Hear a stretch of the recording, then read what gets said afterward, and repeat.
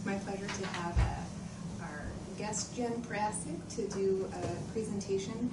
Jen's actually been working on the MINIMIZATION project for this since it began, even before it began, and has helped a lot with different relationship building for different communities that we have been working with. And she was the lead behind the training that we did in our Sioux Falls Emergency Department, both doing some presentations to the ED staff and also doing shadowing of ED providers as well. So she's our first in our 4-part series to talk, and please welcome Jen Prasic. Thank you. Okay, so just to kind of give you guys a little bit of background of what we're going to talk about today, we're going to talk a little bit about cultural sensitivity, well, actually a lot about cultural sensitivity, but really kind of focusing on what that means in relationship to intercultural behaviors. And this is actually something that for me, has been about 20 years in the making. Just a little bit of background about myself. I am an enrolled member of the Cheyenne River Sioux Tribe out of South Dakota. My mother was adopted by a family out of Rosebud in South Dakota, so we actually didn't know a lot about our own personal tribal culture until I was in my 20s. So a lot of my native self-discovery came at a later age, which I think was probably a little bit more impactful because I had to learn it instead of assume it. So when I first started in my career, I started out in human resources, and I worked, kind of got pushed into working with our diverse populations. I worked in a computer company that we had a lot of people, foreign nationals, a lot of people that worked different cultures that came to us. And so that was a place that I just kind of found myself comfortable in. And then when I left that particular company, I started working on my own, and I started working with native populations here in the tri-state region, so South Dakota, North Dakota, and Minnesota. So a lot of my career has just actually been centered around this. So the last position that I had was with Stanford, and I was the director of community initiatives. And when I left Stanford last year, I'm doing pretty much the same exact thing that I was doing at Stanford. I just do it for a wider array of audiences. So the objectives of our sessions today is to learn how to utilize comparisons of culture to improve understanding and communication, to identify the stages of intercultural sensitivity, and to understand communication patterns and communication assumptions.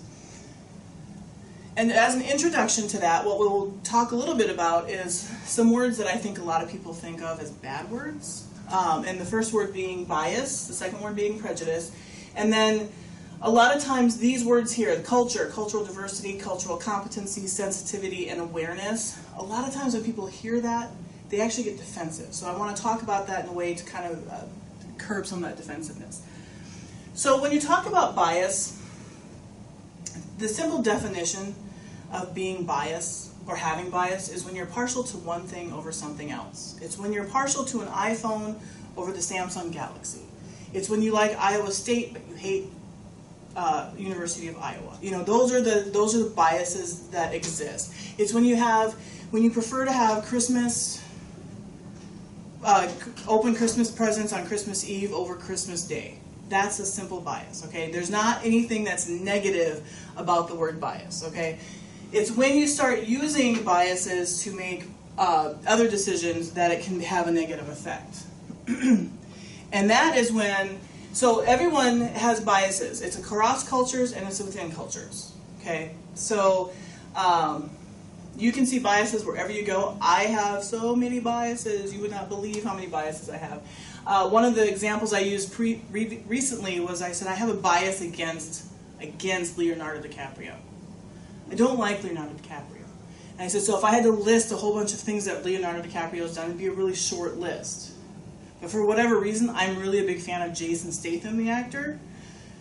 I'd have like this huge list of all the great things that he's done. Leonardo DiCaprio, Jason Statham. That's a bias, okay? There's no real rhyme or reason to it. But having these biases does not cause harm. It's the failing to see them. So it's like if Leonardo DiCaprio was in a car accident and I could save him and I didn't because I liked Jason Statham better, that would be a negative bias. But when you have biases and they lead to prejudice, that is where you can start running into issues. So prejudice by definition is a preconceived opinion that is not based on reason or personal experience. So going back to Leonardo and Jason, I have no personal experience with either one of them, but it's a preconceived notion, okay? It's an unfair feeling of dislike for a person or a group because of race, sex, or religion. And then it's also injury or damage resulting from some of these judgments or actions in disregards to these rights.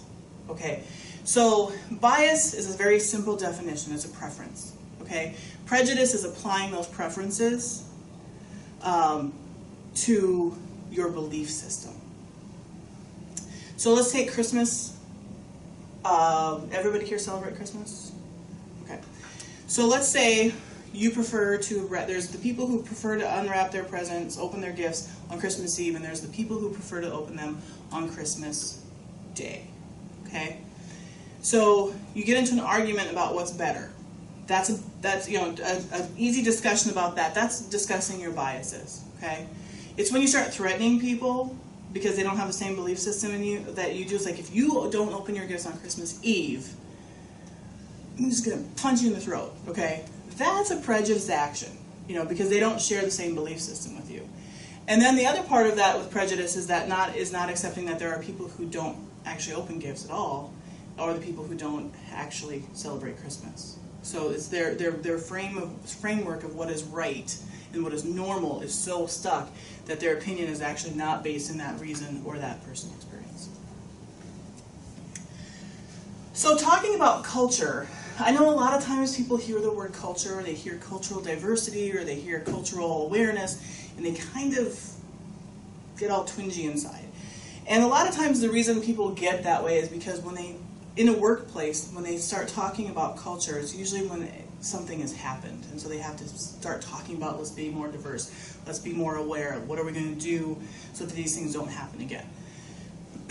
But basically, the definition, the down and dirty definition of culture is the beliefs, customs, arts, anything else that you can think of, their ways of thinking, their foods they eat, anything like the ways of dress of a particular society, group, or place. Okay? And then in the workplace, it also applies. The way of thinking, behaving, or working that exists in the workplace or organization. And really in no other place that I can think of is it more prevalent than a healthcare organization. Healthcare has a culture. It's based on time, it's based on service, it's based on urgency, it's based on who's trained to do what. And it's also based on what the government tells you it should be based on. So because you guys run so many different rules and regulations. So a lot of times healthcare culture is actually at odds with other people's cultures. Because it's very structured, it's very workflow oriented, and there's usually a reward or punishment system tied to stepping outside of that culture or stepping outside of like a workflow or a policy or procedure. So when we talk about culture, the first thing we'll talk about is cultural diversity in the workplace. So when people say what does cultural diversity mean, it basically means that there's a variety of differences between people in an organization. Okay? The reality is that there is less diversity in the Midwest and the Great Plains than there is anywhere else. And that's simply because our coastal states and cities have the most people who arrive there and don't leave there. So there's more cultures in our East Coast and West Coasts. Okay? And then the Southwest too, just because of Central America and South America. But the reality is that there's less people of color in this area simply because, and the other part is, there's a big thing about not coming here because it's cold or it's really hot or there's mosquitoes. I mean, there's a lot of like horrible rumors you hear about the Midwest and the Great Plains when you're on the coast. And it's like, there's still rumors that we drive in covered wagons. Okay, these are legit concerns that people have, or that there's snakes in every yard and things like that. Cultural competence is probably the most used phrase. And I think it's an overused and it's usually an improperly used phrase. But what cultural competence actually refers to is a set of congruent behaviors attitudes and policies that come together so that professionals can work together or work in a cross-cultural situation. So a lot of times people use the phrase cultural competence and they talk about an individual becoming culturally competent, and that I don't think exists. I've never met a culturally competent person because that makes it sound like somebody passed a test. An organization can set up policies and procedures that they can pass a test.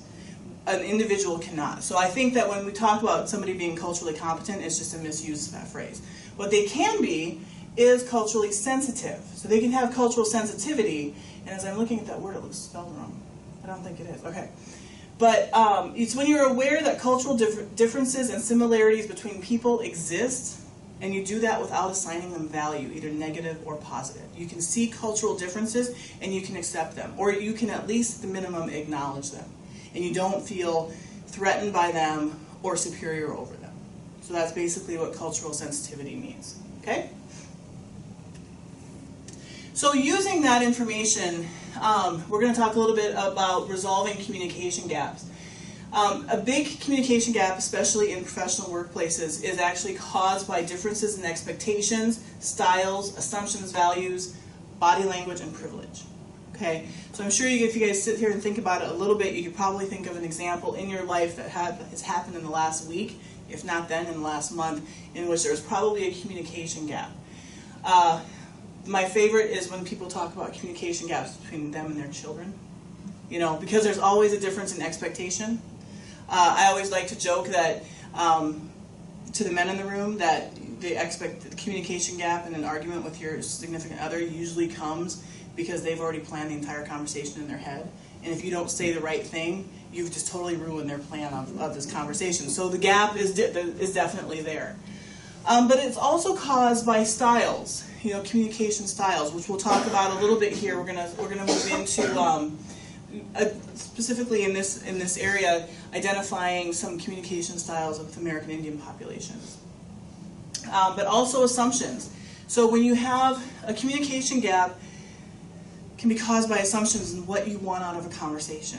So if you come into a table and you want to talk about a specific topic, if someone thinks that they're just going to talk about buying a new house, but the realtor that they're sitting down with says, I already have this house for you, just sign this paperwork, you know, and they move that conversation, you know, light years ahead, differences in assumptions cause that issue. So like a lot of times preparing for a conversation or having clear ideas of what that conversation is can actually reduce a lot of those communication gaps.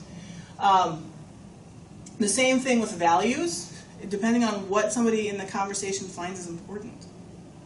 That's really a big deal. If you're having a conversation with somebody about politics, I'm not going to get into politics today, but you know, it all depends on what political person are you interested in, depending on what your values are and what they reflect. You know, so like if you're interested in one, like the Democratic political nominee or the Republican nominee, it's mostly because the reason is because of what their values reflect and what they reflect in you. Okay. Body language and privilege. So body language is very simple. Communication gaps is one of my most comfortable positions is ironically with my arms crossed. I stand with my arms crossed a lot. It doesn't mean I don't want to talk, it just means my arms are crossed. But a lot of people might read that as a closed off conversation and we're done talking. Or they become defensive because they see this. So I find myself putting my arms down, being uncomfortable, you know. And then privilege is a big thing. And I don't know, the best way to explain how a communication gap is caused by privilege is very simply depends on how you've been perceived and how you've been received in your life. Okay? If you are used to having a conversation that works out in your benefit, then you're less likely to be defensive going into a conversation when you're looking for benefit. But if you are used to having conversations where people disregard your opinions, they disregard your thoughts, they disregard what you want, you're going to be less likely to have a conversation, an open conversation. So you might walk into a room and say, well, I've never gotten what I wanted before, so I'm just going to sit here and go through the motions and we'll just wait and we'll wait and we'll wait, and I'm going to get the same result I usually do. And the person who you're talking to might have had the complete opposite experience in their life. So they're like, we're going to have this great conversation, we're going to have really good dialogue on this, and then they're sitting across from somebody who's just waiting for that shoe to fall, the hammer to fall. And so the conversation stops.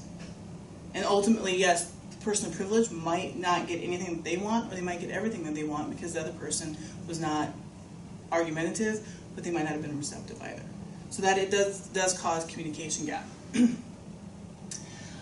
Minority communities do have a better understanding of the differences that separate them from European mainstream culture.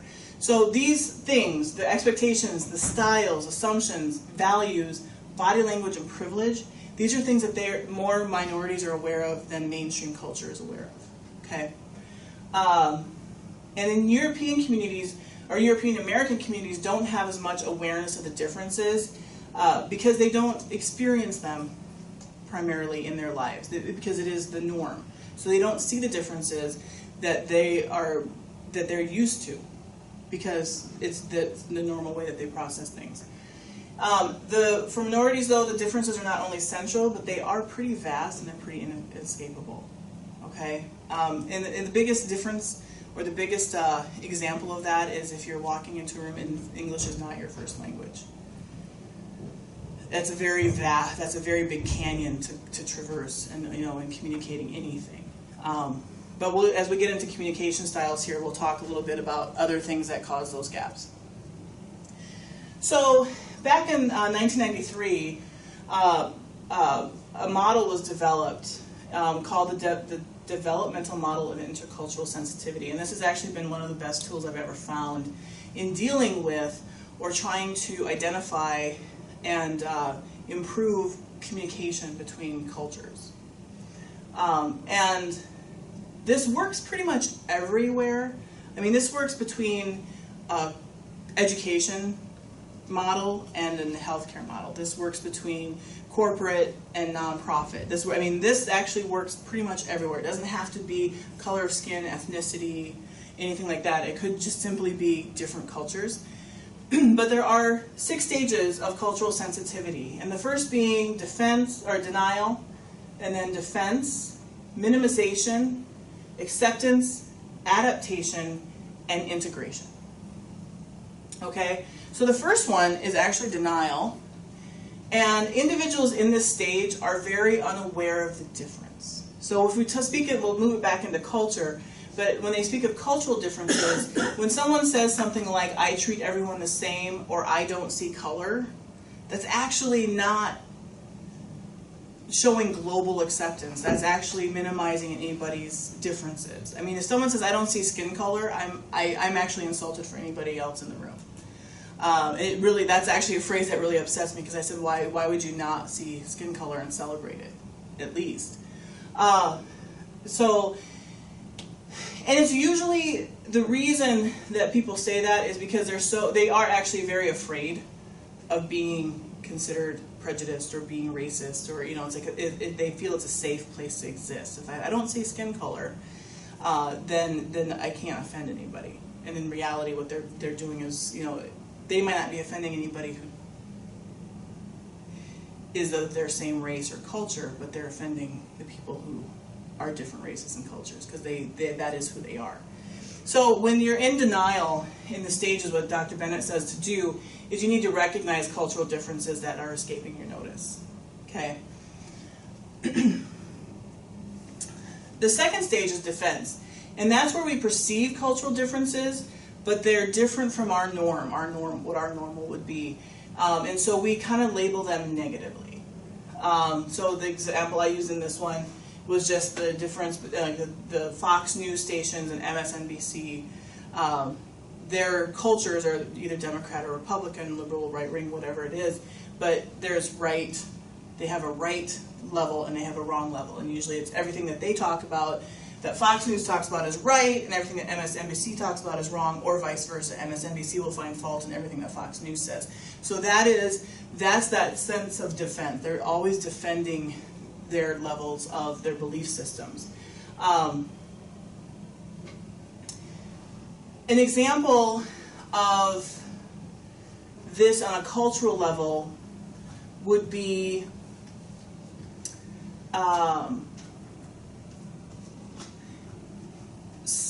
witnessing somebody's state of dress.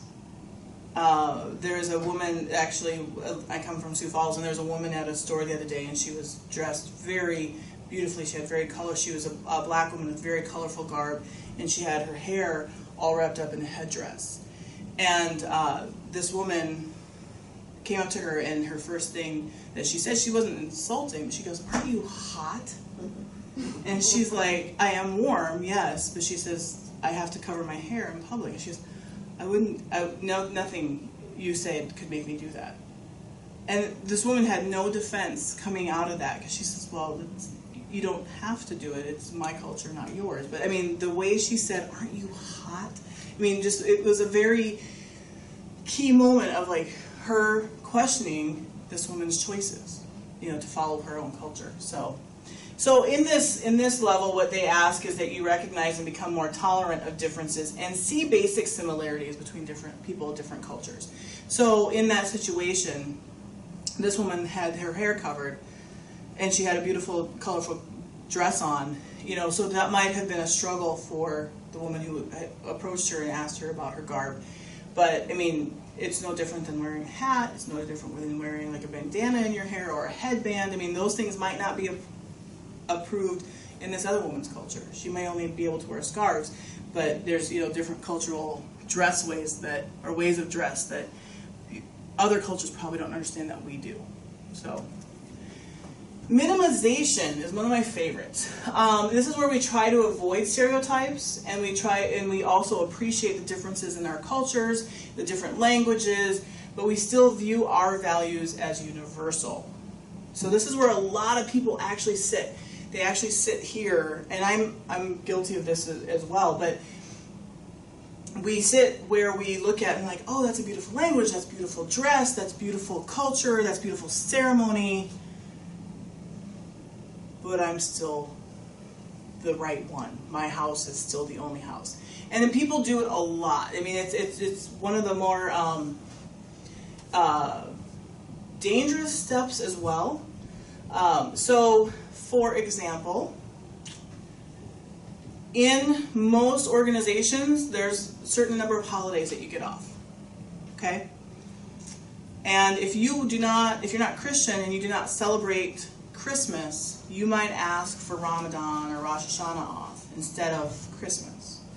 A lot of organizations will give you those additional days off. But they will give you additional days off because this organization is still closed on Christmas. So like, let's say something's shut down on Christmas or Thanksgiving, you don't celebrate those, you still get those days off. But you may get, depending on your religion, Rosh Hashanah or some other holiday off. And people who don't celebrate those wonder why you get special treatment. That is an example of minimization. So they're looking at it like, it's like, well, gosh, if I knew all I had to do was celebrate Kwanzaa, I would celebrate Kwanzaa too.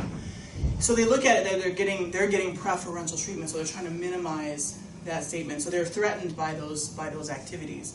And what the reality is that a work system or a corporate system can't rebuild itself for a small population. So they just said it's easier for us to give them additional days off for their religious freedom, which is also a law, by the way. So I mean, there's a lot of things that come into play there. But what they don't identify then is that these same people had to fight for that right to have that holiday off. Or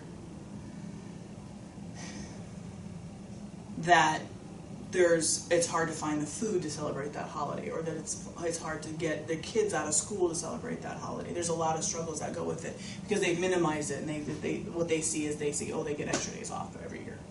How is that fair? I think this comes up a lot when we as a culture have independent decision making as a core value. And so somebody comes in and they have a lot of town members in the room and, well, no, I want to know your opinion. I want you to tell me the history. And they don't want to tell the history. They want someone else to make a decision for them and decide for them because that's part of their culture. But I have difficulty recognizing it and letting it be that way because I want her to make the decision. I don't want you to be so paternal that you think you can decide for her. That kind of thing. Right. And there are lots of cultures where that's the accepted part and she's not going to make that decision. Yeah. So it's just trying to figure that out is difficult sometimes. You know, when I was in college, I spent about a year over in Brazil, and it's a very paternalistic culture as well. And I fought every single thing. You know, it's like, well, we have to ask my father. Why do we have to ask your father? I mean, I would be so offended over the fact. It's like, well, that's what we do here. We have to at least run it by him and let him know that we're going to go do this.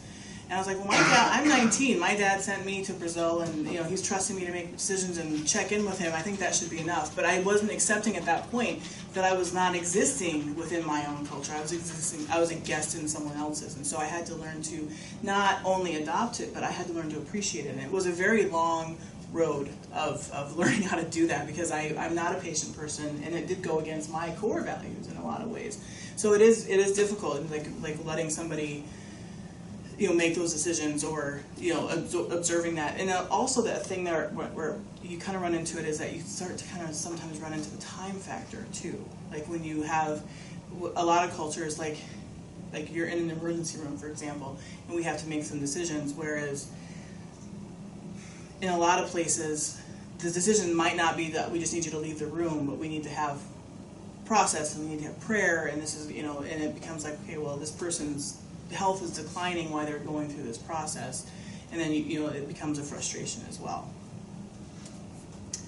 Acceptance is a stage that requires that we shift our perspective, and but we still maintain our commitment to our own values. Okay, and that the big thing with acceptance is this. I live in a community that has a native community, and it's called the Wasay-Wakpa community. And so I grew up in a town called Vermillion, South Dakota, and it had the Wasay-Wakpa community. And my mother became a member of this community when she moved there, and you know, it was an opportunity for her to learn more about her people, specifically because she was raised in Rosebud. She's raised by the a Rosebud family, but they were very acculturated.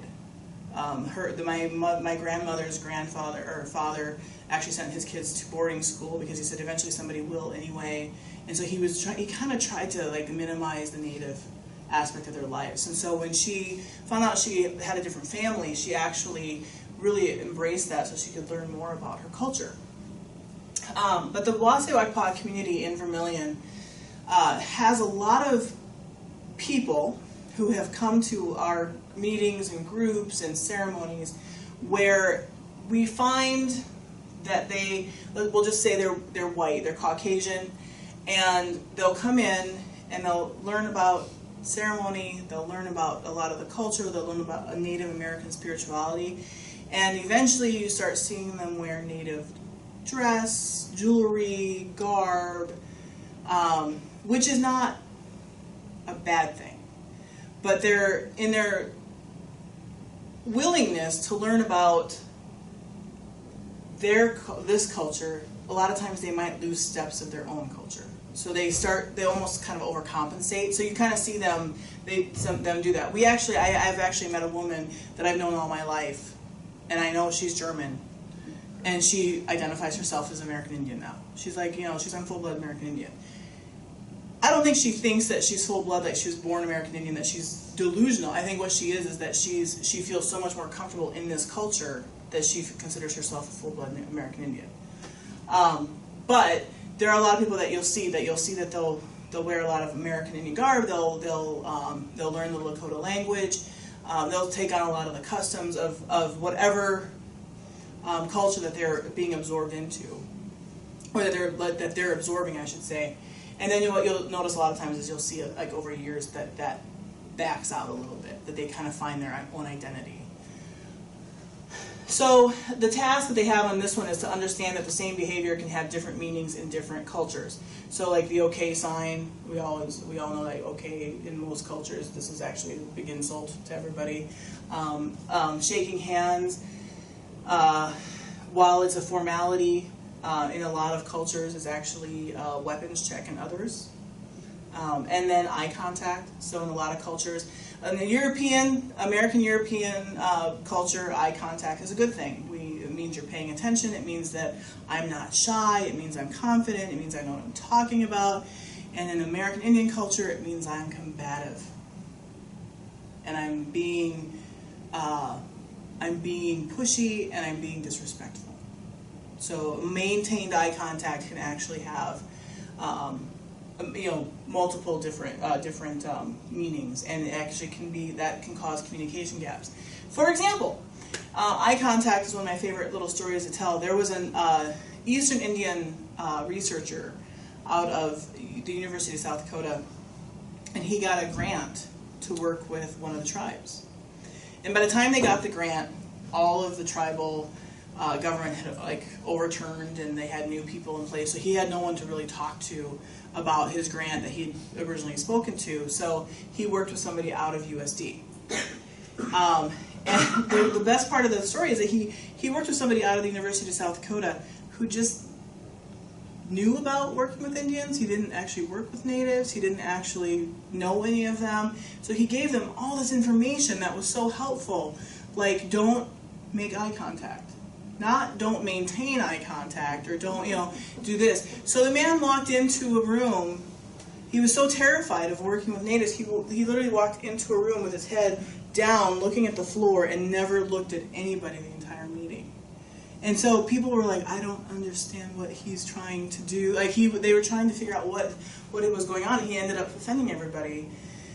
So we ended up working with him to, learn the proper ways of etiquette and things like that. But I mean, there's ways that you can say, oh, I'm so worried about making too much eye contact, that you can go the exact opposite way and make none. I don't know how he didn't fall over, to be honest. But adaptation is where a person is able to take the perspective of another culture and operate successfully within that culture. So this requires that you know enough about your own culture and you're comfortable with it, that it allows you to have a mental shift. Okay? And then you should also be able to evaluate your behaviors or their behaviors based on the norms of that culture, not my individual culture of origin. So going back to when I was in Brazil, I was never at adaptation the entire time I lived there. For most cultures that I work with now, I'm either at adaptation or I'm at acceptance, but a lot of times I'm here. I'm at minimization. This is a lot of times where we sit. Okay, we acknowledge the differences, but what we try to get to is acceptance at the minimum. But a lot of times, people who work with cultures a lot actually get to the adaptation stage. Let me say this though, adaptation does not mean that you are an expert on any culture. Being culturally aware, being culturally sensitive does not mean you actually know any more about a culture than anybody else in the room. What it means is you know how not to operate when learning about new cultures or working with new cultures. And I'll get into that in a little bit. The last one is integration, and that's when we can shift perspectives and frames of reference from one culture to another in a very natural way. And that is really when people are very, very fluent in multiple languages, and they can work very closely with people, so that a lot of times language is required to be at the integration level. And we become adept at evaluating any situation from multiple frames of reference. So a lot of people can do this if they are not multilingual, but a lot of people can do this. They evaluate the situation from multiple frames of reference. So they don't have that knee-jerk reaction about what is right or what is wrong. Okay? Any questions so far? Comments, concerns? Okay. Well, we're going to go right over that one. So when you talk about communication gaps, you're actually identifying where there is a breakdown in communication, or not understanding communication patterns. So when we talk about communication patterns, these are some examples of different things that happen across cultures that everybody has these. Every culture has these, it's just they have different levels of them, okay? So when you talk about, and we can actually provide this to you guys at any time if we haven't already provided it, I'm not sure. And this is a table that talks about your communication styles and values. So it runs from animation or emotional expression all the way down to awareness of unearned white privilege, your range and pitch between words. But you'll notice over here it ranges from very little to very much.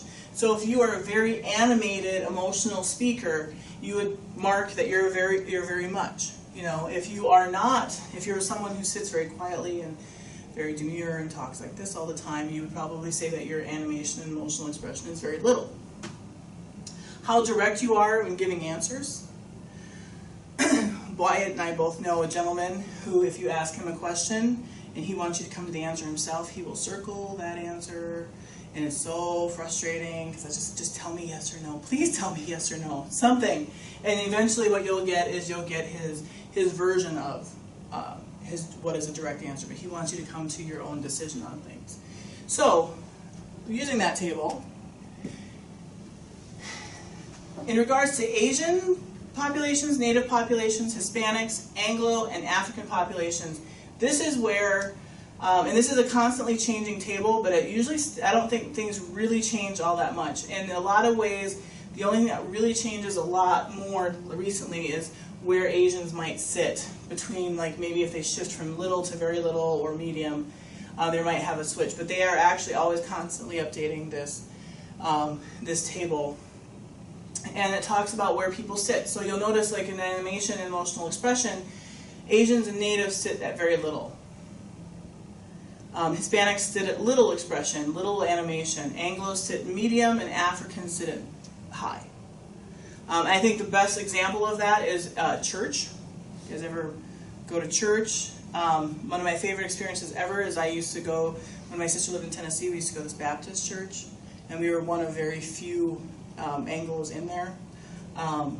But the amount of singing and cheering and celebrating, and it was all done through, you know, hand waving, and, you know, like the idea that you can go into a movie theater, into a church, and like be waving your hands during a hymn wasn't a foreign experience for me, but it was one of the best experiences I've ever had.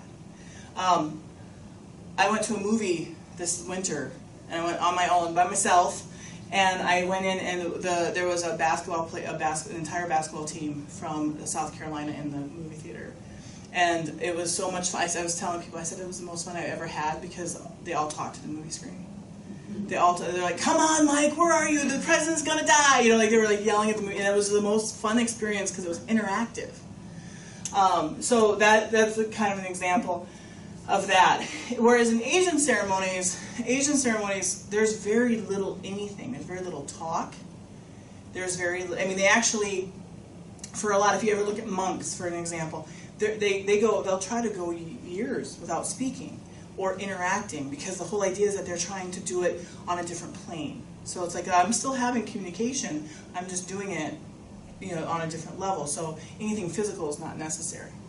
So this table does a really good job of kind of breaking down where people sit, or where different cultures sit. It's not I don't want to ever say that's to use it as a general rule. You know what I mean? Like it's a guideline, but don't ever assume that, you know, all natives are, you know, don't like to be touched, or Asians don't like to be touched. That doesn't mean anything. But if you're looking at a way like, okay, I have a Hmong family in here, I don't know how to handle them, this might be a good way to say, let's just start here, and then we'll move on, okay? And Jen, for this table, is this specific like to the U.S.? This is specific to the this is specific to the U.S. In that it's run by a U.S. firm, if that makes sense. I think the behaviors are actually probably, when you talk about like the natives, those are all U.S. tribes. But like Asians, I mean, this is universal. I mean, like these things could go anywhere. Hispanics, obviously, I mean, those are, you know, to universal as well. So, but really, like on the, it's kind of based on the things that we concern ourselves in a corporate or healthcare population and how they react to it. So, kind of going into what was on that table. You know, when we talk about communication patterns, you know, when we talk about animation or emotion, usually it's very restrained. Okay, and then the nice thing is that this tells you why. It's like, in order not to impose one's energy or emotion on others. So, like, I'm very angry about something, and I'm observing how American Indians do it. So, like my mother, when she gets very angry, you don't know it until you look at her, or she says my name and she says my whole name, then I know I'm in trouble. My mother and my father are completely different. My father is Czech and Norwegian, and my father will let me know the minute I walk into a door that I was in trouble. My mother, we would sit there, because her belief system was that you don't project that energy and make them absorb it, you know. So then you just have a room of angry people. You know, that was the whole purpose of that, you know, to prevent that. Directness or indirectness. Indirectness is preferred. So, like, especially with elders, when you come into like an emergency room, for example, if an elder is in the room with you, you're in a room with an elder, if they can have a buffer, if they can have a child or a niece or a nephew or somebody who can be the one that you almost direct your questions to, that actually makes them feel more at ease. And it also gives them the ability to not evade, or to evade a question that might be too personal. You know, so that's another thing. Eye contact, like we talked about, the prolonged eye contact is invasive.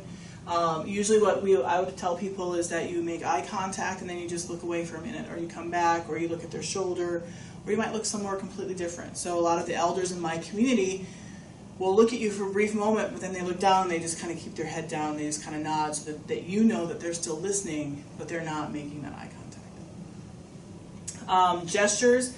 I am the exact opposite of this. I am a gesture queen, but my mother will tell me that I used to, like, she said, if I ever chopped off your hands, you would have been mute, because I can't talk without my hands. But in a lot of places, like even my sisters and my brothers especially, they don't animate anything. They don't throw their hands up in frustration. They don't slap their knee when they're laughing, things like that. I do all that. Turn taking and pause time. This is a big thing when having conversations with American Indians. If you don't let them finish a sentence, it's very rude. It's very, you know, interrupting them. I'm trying to make them speed up. If you disagree with a statement, you know. So a lot of times when we have talking circles and stuff, you have to take a moment of silence to make sure that that speaker is done, so that you don't interrupt what they're trying to say. But when we do interact with other cultures, you know, you may see those things truncated a little bit, a little shortened, so that they have that ability to keep themselves in that conversation. Space, side by side, is more comfortable than face to face, which I think just explaining like eye contact and things like that makes sense as to why. If you're unfamiliar with somebody in American Indian culture, that they like a distance of more than an arm's length away. I like a personal bubble all the time. I'm a huge fan of personal bubbles. I made a joke one day. My niece gave me a hug in a restaurant, and she said, I'm in your personal space. And I said, everyone in this restaurant's in my personal space. Like, I was just in a mood that day. But that's the whole thing, is like, if you're unfamiliar, you don't step right up to somebody and get in their face and have a conversation with them. You have to give them space. And there are cultures that you're right there. You're in a conversation with somebody. A lot of Asian cultures are like that, simply because they don't have a lot of space. So if you're having a conversation on the street, you don't get to have an arm's length space, because there's a whole traffic line going in between you. So a lot of times that's just even caused by your geography. And then there's also psychological space. So a lot of times, like if somebody feels a question is inappropriate or too personal, it'll be met with silence, not a direct answer of like, I'm not comfortable answering that, or I don't know why you asked that question. They'll just actually meet you with silence on that. So practically then, yeah. When we have a patient in the emergency room, they're sitting on the gurney, and I walk in the room, sit down on a little round stool that's on wheels, describe, introduce myself, and I sit down and directly face them. Should I change that? I mean, very practical. Practically, I would stay on your little stool, but maybe turn a little bit so you're not knee to knee. So you're still maintaining that. I mean, because most people are familiar with the doctor-patient relationship and how things have to work, but maybe just turning a little bit, and so that even if you have to turn to ask them a question and then break that eye contact, if that's something that's feasible. So. And then how about the elders, people who come in, because oftentimes people do come in with family, and we always direct our questions to the patient. So how would you navigate that? Would you ask a question about whether they would like to answer? They would like a family member to answer? That's what I always, yeah. I suggest saying, I see you have your niece here, or is this your daughter, asking who's in the room with them, and usually you figure it out quickly, but then saying, let me know, should I be asking you the questions or should I be asking your niece the question? And that's the big step that I was actually going to get to, is that when it comes to communication, if you just ask the question, just, tell them, let me help you figure this out, or help me figure this out. Help me help you. That's a big conversation opener, and it actually really improves communication. So yeah, you can ask the question. Don't ever feel shy about it. Yeah, and so, when you hear someone's story, and that's what we're looking for, is to listen to someone's story. The words that they use and the adjectives they use to describe the discomfort or the symptom that they're having is so valuable. When somebody else tells you what they're experiencing, you lose 50% of that color that helps you make the diagnosis. And so we always really fight against having, the son who knows their symptoms really well. They've been complaining for 2 weeks of the same symptoms, so they know what the guy's complaining of. But they say it in a totally different way. And when you hear it from the patient, it's so much more helpful. And so we struggle to say, gosh, you can tell your story in a moment. Let me just get this. That's a common ploy a physician will use to try and figure out what's wrong. Yeah. And what I've suggested in the past, is, and whether it works or not for you, is that you acknowledge what they're saying. It's like, that is really helpful, thank you, and I'm going to get that down. But now your son said this. Can you describe what it felt like? So he said you've been complaining of this, but can you give me some descriptive words of what that feels like? And that's when you turn and just even for the briefest moment, give them your soul attention, because that should silence the other person in the room, because you're not talking to them. You've acknowledged what they've said and said, okay, so it sounds like every time you try to walk, you collapse because you get lightheaded. But now, can you explain what lightheaded means? How does that make you? How did you feel? So that way you're still observing what their culture is allowing. But yeah, you're right. The story is very important, and you don't want to lose that. And you don't want to lose what the actual symptoms are. Because the other times patients in all cultures will come in and say, "Well, he knows my story." Yeah. They just don't want to. Yeah, and it's like, okay, great. I'm gonna listen to that, and then I'm gonna ask you for details, because and that a lot of times will happen, and that's actually something that we have tried to incorporate into a couple of urban Indian healths in Minnesota, or here in Minnesota, because it's a big thing where the children will bring their kids in, or the children bring their parents in, and then it's the same thing. It's they know what's going on. I've told them everything, and it's like, well, I don't think everything, and I say you don't have to be combative and just go, I can't wait to hear the story. I'm going to get that, but I'm going to come to you for the details, because there's certain things that he can't know yet, and just because you still have to parlay the importance of the patient back into it, because they probably feel minimized because they're relying on somebody so much for their care already, so they might feel like some of that decision making has already been taken away from them. So if you can kind of empower them back to that, because there's always the home providers. It's usually children, or it's a niece, nephew, grandchild. And a lot of times you can't escape feeling that you're inconveniencing people. So then you minimize yourself if you're not already being minimized. So a little bit about touch. Touch is reserved for friends and intimates. So going back to what you asked, this is your standard practice, you come in, they're sitting here and you face them, that to them a lot of times is the equivalent of touch. So if you can turn so you're not exactly facing them, that's very helpful. Vocal patterns are pretty narrow with American Indians. They have a quiet range of pitch, tone, and volume. You'll notice that then they come into a room and you're asking them about their symptoms. They're talking very low. They're having pauses. They are, and you almost feel like maybe they're not there, but they are. That's just their vocal patterns for that. So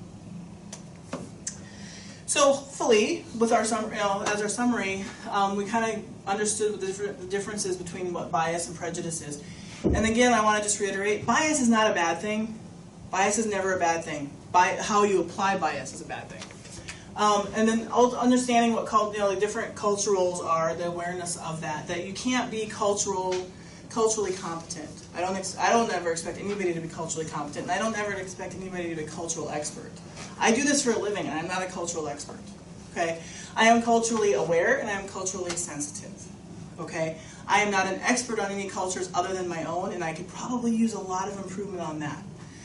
What I am able to do, though, is navigate by asking the right questions and knowing it's okay to ask those questions. Okay? It is okay to tell somebody. So an example I want to give really briefly is I was doing the shadowing in the Sioux Falls Emergency Department, and they had a patient there from Romania, and she had a beautiful name.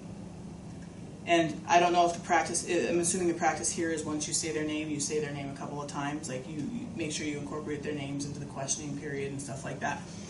They didn't understand her name, so nobody said her name again. So during that shadowing, and when we got done, I gave the nurse feedback. And I said, when I went into the room, I asked the woman, I said, I've heard you say your name twice. I didn't catch it. Could you say it slower for me? So she repeated it twice for me. And then I repeated it back, and her face lit up. Her face lit up at the fact that I said her name back to her. And then I asked her, like, what is that, Romanian? Is that, what is that? And we talked about her history a little bit. And it was something a nurse could have done and listened and asked those questions while they were inputting all the information. They were still doing their job, but they could have done that. But she said, I was afraid of asking her again because I thought I'm going to come off as racist because I wasn't saying her name right, or I didn't hear it right. So she was afraid of not being politically correct. So just being able to step in to do that, and being able to say, I didn't hear that. I didn't get it. Can you repeat it? I'm really sorry. Laying that claim on yourself instead of worrying about like what they're thinking, because they know their name is difficult. That's it's a given. So then also being able to look at the 6 stages of cultural insensitivity and learning how to compare culture to improve understanding and communication. And when you talk about comparing culture, I just want to be very clear. It is okay to compare cultures. That, going back to the 6 stages, it's okay to have comparisons between cultures. As long as you're not assigning the right or wrong or the good or bad to it, comparing them is the best thing you could possibly do. If you can sit there and go, yeah, I'm not really sure why, how many days of Hanukkah are there? And why do you do it 8 days? Because wouldn't that be great if someone said, well, why do you just do one for Christmas? And if you don't know the answer, figuring out why. If it's like, is it because we only celebrate Jesus' birth on one day? Or, what is the reason? It opens up you to understand your culture more. And that's where I have, in my career, have learned how to do that, because I have gone one end of the spectrum to the other, learning about myself as I'm learning about other cultures or learning how to communicate with other cultures. It is something that you do. You go, it's like binge watching Netflix shows. It's like, oh, I don't think I'd ever want to watch. My sister's watching a show right now called Vikings. And I was like, well, do you like Vikings? And she's like, well, I didn't. But now I know all about Vikings and I watched 4 seasons of it. But in a year, she'll be like the next season might come on and she'll probably be like, I'm past that. Because there's a pendulum on how that swings on what your interest levels are. But it does force you, learning about culture forces you to learn not only about your own culture, but about yourself. Okay? And then the understanding communication patterns and how those communication patterns and assumptions, if you can figure out where they are, it can actually improve your communication. Okay? So our improved self-understanding helps us become more effective. So if we can figure ourselves out, we actually become more effective. We don't have to sit there and project it on other people. Just figuring ourselves out makes us better at this. And then understanding the differences in communication styles, this is the one message I want to give you, is a vital first step in developing a strategy to develop your communication, or a way to bridge your communication differences. Any questions? Was I that good? Wow, I'm getting better. So this information will actually eventually be up next week probably on kirka.org. But if you ever have any questions, you can definitely email me. One of the things that I found years ago that SAMHSA puts out is a culture card. And it's a guide to building cultural awareness. So I don't claim this in any way, shape, or form, but I do claim to using it. And it's a really nice guide just to have readily available if you need it. It talks about cultural identity, health and wellness changes, awareness and etiquette. And the nicest thing about the etiquette is like the handshaking, the eye contact, things like how do you approach different conversations. And we have a box of them, so we're going to leave some of them here. But you guys are more than welcome to take one or a few and have some readily available. But it's just something kind of fun. Like I'll just pick it up sometimes and just open and read like a paragraph of it. But it's they do a really good job of putting together basic information for you. Okay? Thank you.